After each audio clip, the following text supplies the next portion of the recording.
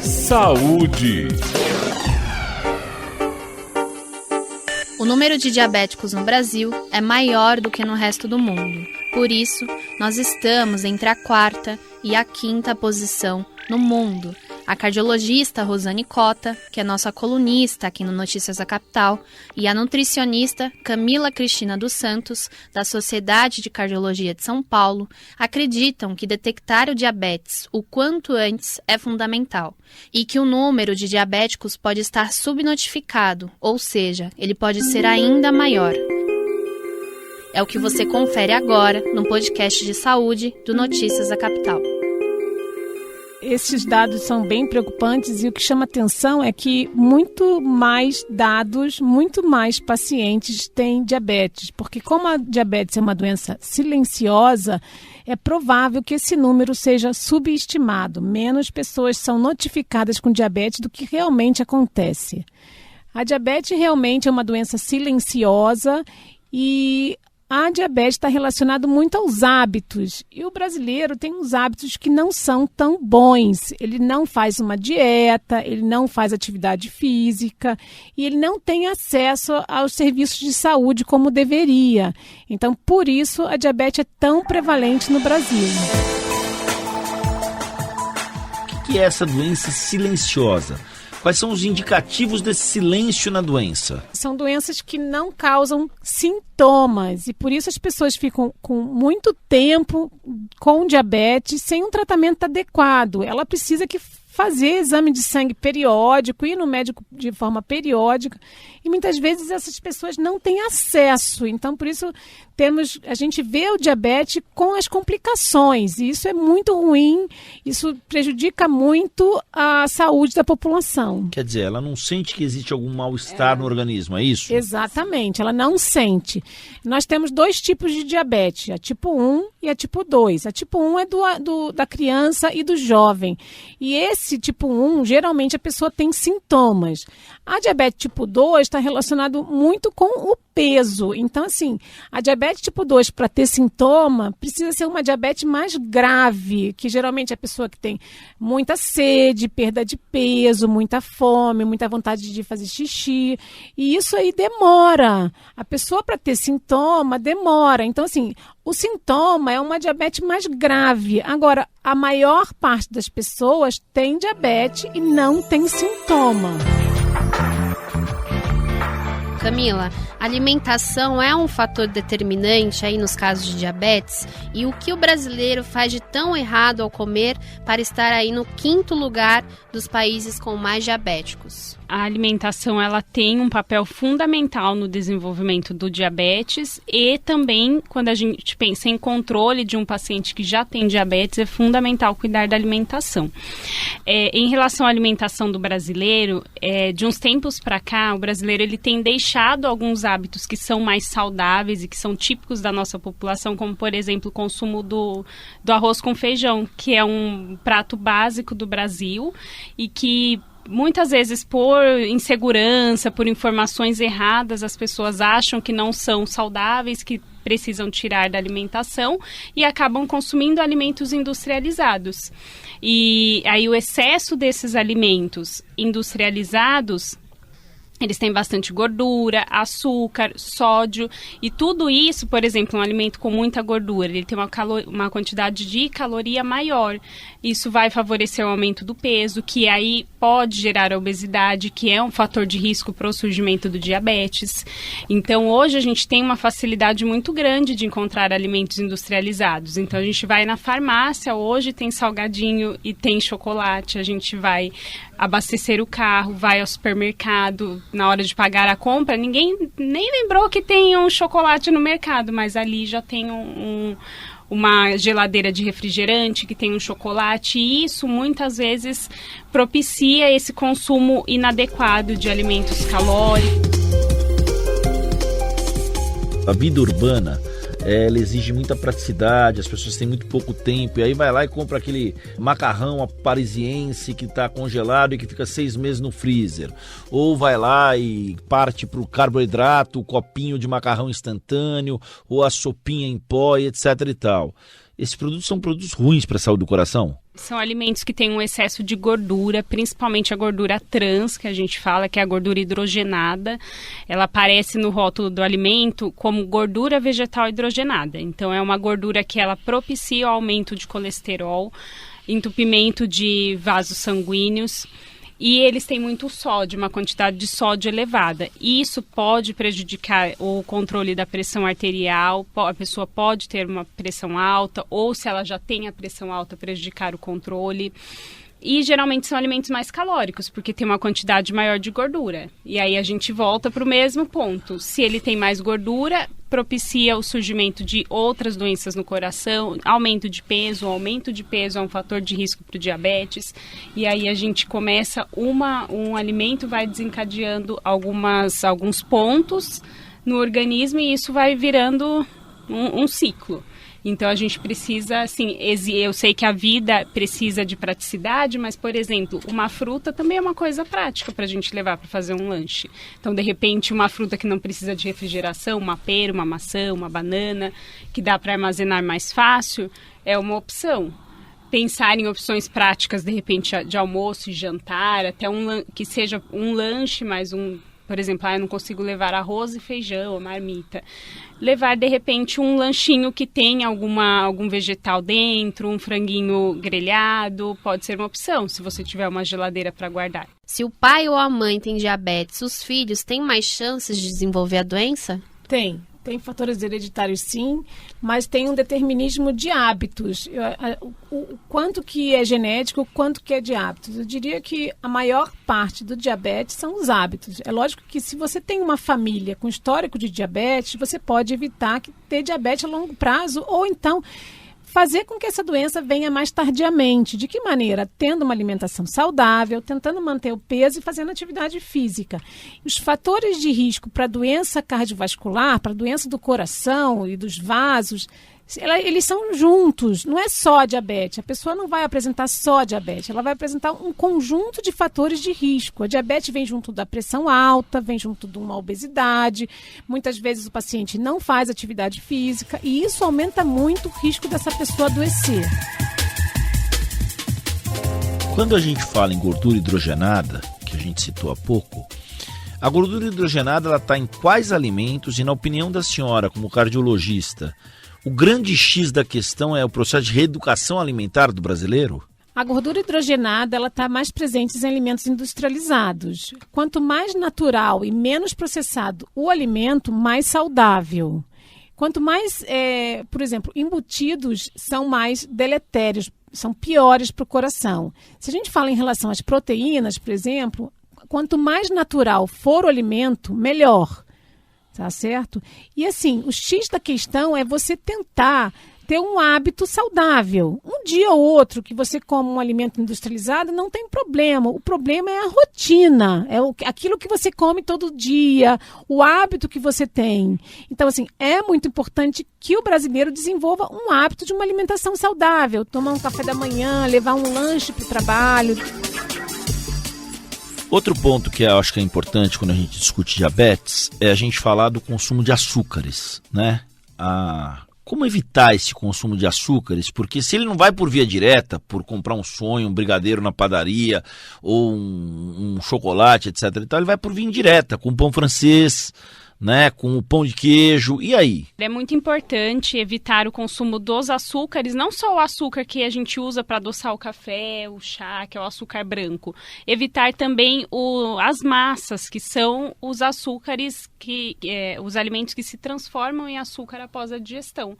Então, pão branco, o arroz, o macarrão, não é que é proibido consumir, mas a gente precisa ter uma moderação e fazer uma alimentação mais completa. Então, não consumir só o prato de macarrão, consumir um legume, uma verdura junto, consumir uma porção de carne, igual a doutora falou, uma porção de carne mais magra, porque esses alimentos, em excesso, eles também vão aumentar o diabetes. E sempre que possível, optar pelos integrais. Então, arroz integral, pão integral, macarrão integral, porque a fibra que contém esses alimentos também vai fazer com que esse açúcar do próprio alimento chegue mais devagar na corrente sanguínea. Diabetes causa impotência?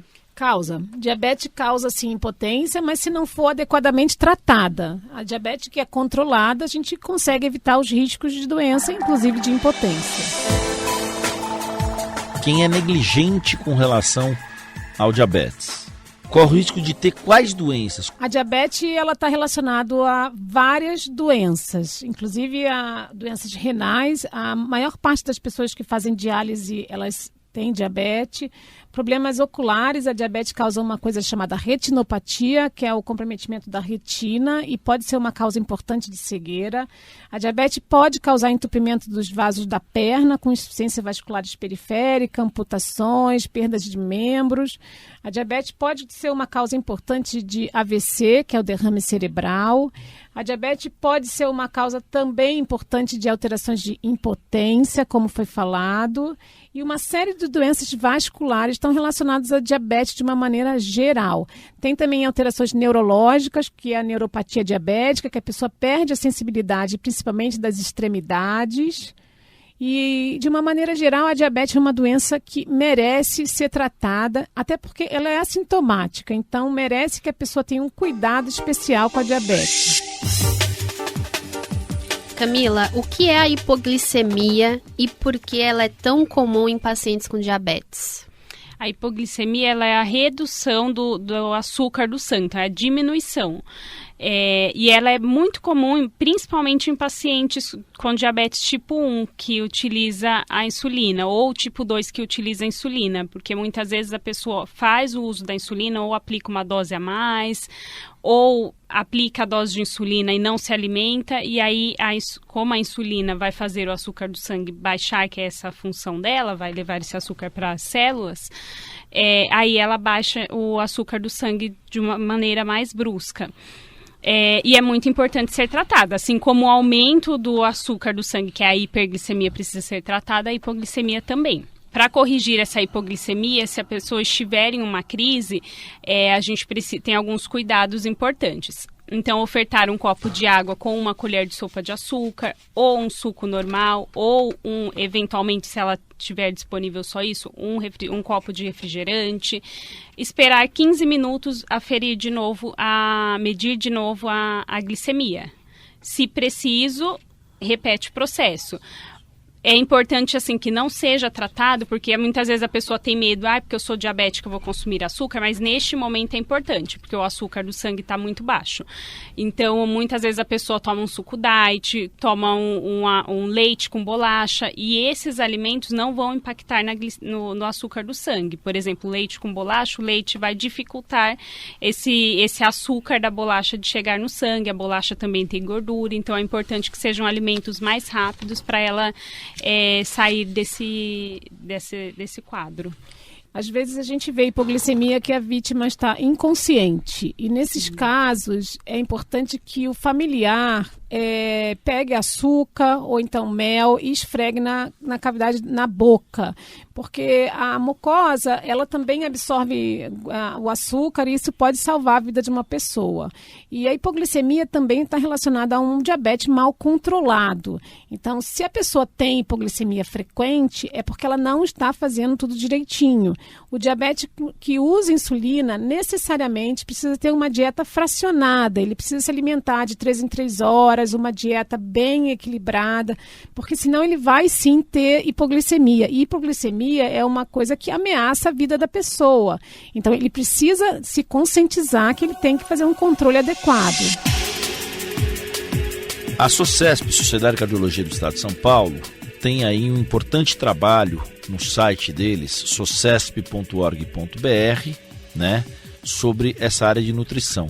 A camilacristina.nutri no Instagram, @camilacristina.nutri no Instagram, e a doutora Rosane Cotta,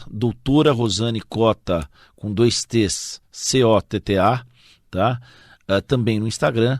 A gente tem que tentar mapear aí, à luz do que vocês convivem no dia a dia, você como nutricionista, como alguém que participa da elaboração desse material importante que a SOCESP traz, essa cartilha do coração no que diz respeito às práticas de alimentação, e você como médica que está na linha de frente para alguém que está enfrentando essas doenças cardiovasculares, quais são os alimentos amigos do coração? Os alimentos amigos do coração são os alimentos in natura, minimamente processados. Então, são alimentos que não têm todo esse processamento industrial. Então, quanto menos industrializados, melhor. Frutas, legumes, verduras, arroz, feijão, carnes magras, evitar o excesso sempre que tiver aquela gordurinha aparente da carne, retirar antes do preparo. E também temos alguns que já são mais específicos, assim, que tem estudos que comprovam melhor benefício em relação à saúde do coração, como, por exemplo, a aveia, que é um alimento, assim, de fácil acesso, que é um alimento fácil de inserir no dia a dia. Então, você vai fazer um bolo, uma torta, pode substituir pela aveia, pelo farelo de aveia, principalmente. Temos chia, linhaça, que tem bastante fibra, que tem gorduras boas, que também ajudam na saúde do coração, azeite em quantidades moderadas. Então, esses alimentos precisam ser incluídos sempre que possível. Castanhas, nozes, amendoins em pequenas porções. Lembrar que eles têm uma quantidade grande de gordura, então pequenas porções sempre que possível inserir.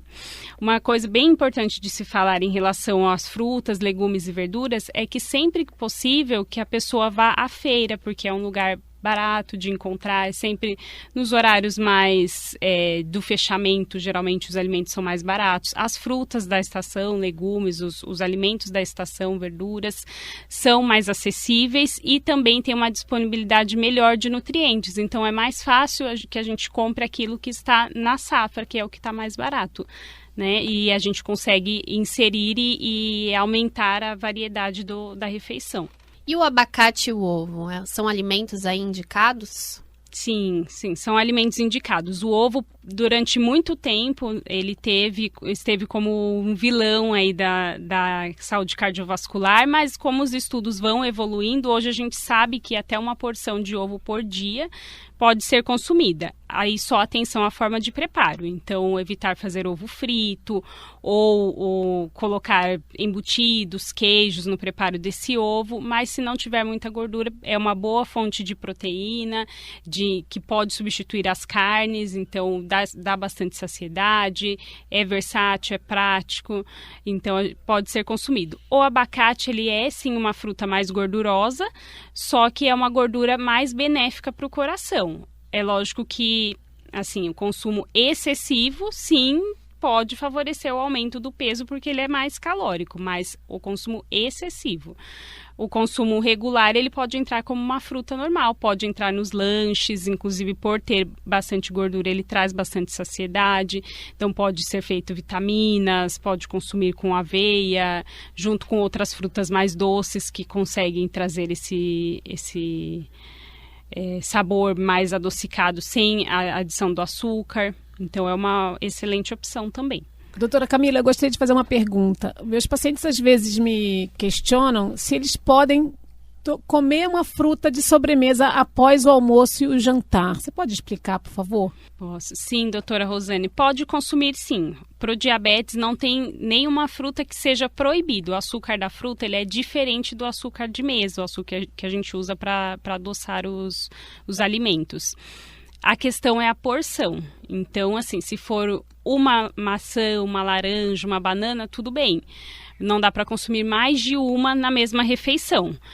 E aí, o outro ponto muito importante é que a fruta seja consumida de preferência in natura, que não seja feita como suco, porque se a gente pensar uma laranja, é uma porção. Agora, se nós formos fazer um suco, vai usar mais de uma laranja. E ali concentra o açúcar, está no meio líquido, como esse açúcar vai chegar no sangue vai ser diferente. Quando a gente consome a fruta, de preferência com a casca, com o bagaço, sempre que possível, esse bagaço, essa casca, isso é a fibra do alimento. E isso vai facilitar, vai atrasar o processo de digestão do açúcar e vai facilitar o controle do diabetes. Então, pode consumir sim, desde que sejam em porções controladas, que não sejam excessivas. Então, de 3 a 4 frutas por dia, tudo bem. Queria agradecer a Camila Cristina Santos, nutricionista da SOCESP, dizer que no site da SOCESP existe uma cartilha, existe ali um menu para você que quer começar a comer melhor, Queria deixar o nosso microfone, nosso espaço aqui à disposição para a gente voltar a falar sobre o assunto. E queria agradecer também a doutora Rosane Cota, cardiologista. Obrigado pela atenção de vocês. Muito obrigada, Wagner. Muito obrigada, Amanda, pelo convite. É muito importante, é uma honra estar aqui falando dessa doença tão importante, tão prevalente na população mundial e na população brasileira e a extrema importância que a gente precisa dar a ela. Obrigada, Wagner e Amanda. Doutora Camila, muito importante as suas orientações. Eu acho que o mais importante é que é possível, sim, tratar diabetes e é questão de hábitos.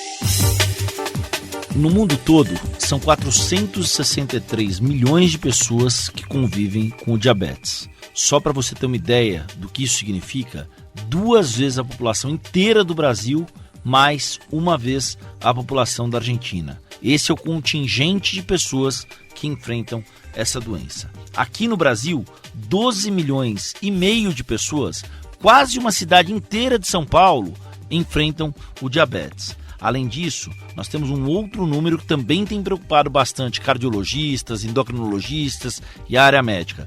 O crescimento de diabetes tem ocorrido numa média de 30% ao ano. A cada ano, o número de pessoas diagnosticadas com diabetes cresce pelo menos 30%. Consumo de açúcares, má qualidade da alimentação, cultura do fast food, vida corrida, tudo isso ajuda a explicar esse cenário que traçamos para você. Este foi o podcast da Rádio Capital sobre saúde, comigo, Wagner Belmonte, e com a Amanda Alves. Até a próxima.